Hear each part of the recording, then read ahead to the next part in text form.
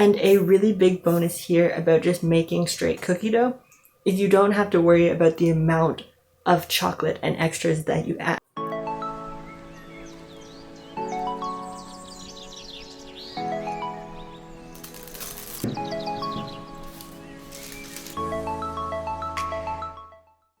Hello everyone, thank you for coming or for coming back. Today I am going to show you how to make edible raw cookie dough. So we all know that you shouldn't eat raw cookie dough. I'm sure you know that you shouldn't eat raw eggs, and you probably also know that there can be bad bacteria in raw flour, but I know that's not stopping you. I know that when you make cookies or chocolate chip cookies, you still eat a little bit of the dough. And this recipe isn't for when you want just a little bit of cookie dough. This is the recipe for when you want to eat a whole bowl of cookie dough. This is for when you want the cookie dough, but you don't even care about making the cookies. So all of the ingredients and measurements are listed down below. So check that out if you're going to make this, and let's get started. So as I said, raw eggs are bad, raw flour is bad. So we solve this by not using eggs and by cooking our flour. So we are going to take our flour and we are going to sprinkle it in a single layer on a parchment-lined baking sheet and bake this for 10 minutes at 350 degrees Fahrenheit. I know, even when you're making raw dough, you have to turn on the oven. I am so sorry, but you can't get around it. So bake your flour. So while our flour is cooking, we are going to brown our butter. Now this step is optional. Alternately, you can just melt your butter down, but I like to brown it because it gives it a nice sort of caramelly flavor. If you've never browned butter before, then don't worry, it's really easy.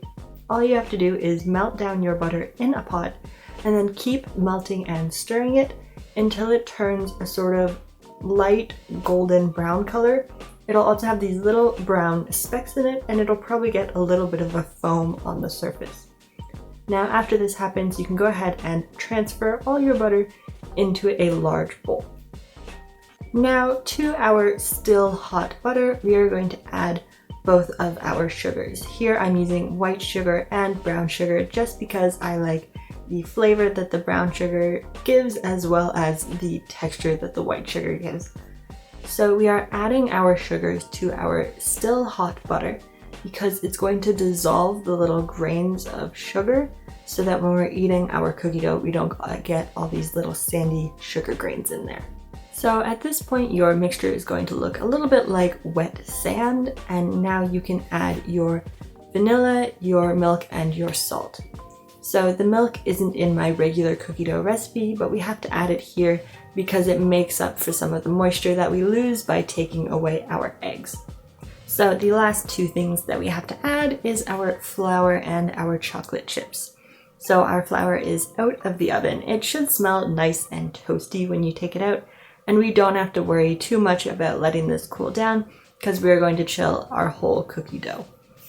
So go ahead and add this in. Ideally, you should sift it either before you put it in the oven or before you put it in your batter, just to avoid any clumps. And then last, you're going to add your chocolate. Now in my normal cookie dough recipe, I would use chopped up chocolate. Here I sort of wanted bigger pieces of chocolate, so I just used straight chocolate chips. I think the ideal thing to use here would be those baby chocolate chips, but you can use anything you want, and you can also add any other sort of additions that you want to your cookie, something like walnuts or sprinkles or anything that you think would be good in your chocolate chip cookie. And a really big bonus here about just making straight cookie dough is you don't have to worry about the amount of chocolate and extras that you add. Normally there is a limit because if you put a ball that is mostly chocolate in the oven, then your cookie's not going to hold together. But since we're making dough, you can pretty much load it up with as much stuff as you want without worrying about anything because it's not going in the oven. So our dough is all mixed up, and you will notice at this point that it is pretty liquidy. This is because we started with melted butter. So all we need to do is put this whole bowl in the fridge for 20 to 30 minutes so it can cool down and set up. Once we take it back out, you will notice that it is much stiffer, and at this point I just went ahead and rolled it up in a nice sheet of parchment so that I could make a nice little cookie dough log that I could store in the freezer. Now, just out of curiosity, I did decide to cook up one of my no-bake cookies and compare it to one of my regular cookies just to see what happened. So as you can see here, I've got a ball of each, and I put them in the oven like I normally bake my regular cookies. And when they came out, it was a little bit weird. So you can see here that the no-bake cookie, it has this weird sort of see-through quality to it. And it was just so strange to look at. And it also had this funny little sugary, crystallized skin on top almost. As well, I did eat this and it was very, very chewy and just not a nice texture. Now, I'm gonna tell you what happened here because I did figure it out. What happened is that when mixing the cookies, that hot butter that we added to the sugar sort of made it like a really simple caramel. So when you put that in the oven, it sort of reacts like caramel, but the problem is since there's flour in it, it reacts like a crystallized caramel. So that's why the weird skin was on top, and that's why it was chewy. It was sort of like a really, really bad caramel. So I definitely wouldn't recommend baking these no-bake cookies. You can just stick with a regular recipe. As you can see, my other one looked much nicer, and just save the no-bake cookie dough for eating raw.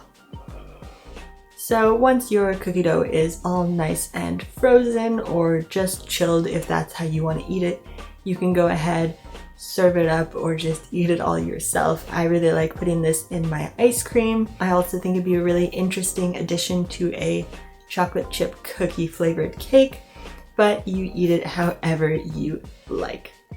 So I hope you make this, I hope you enjoy, and I'll see you next time.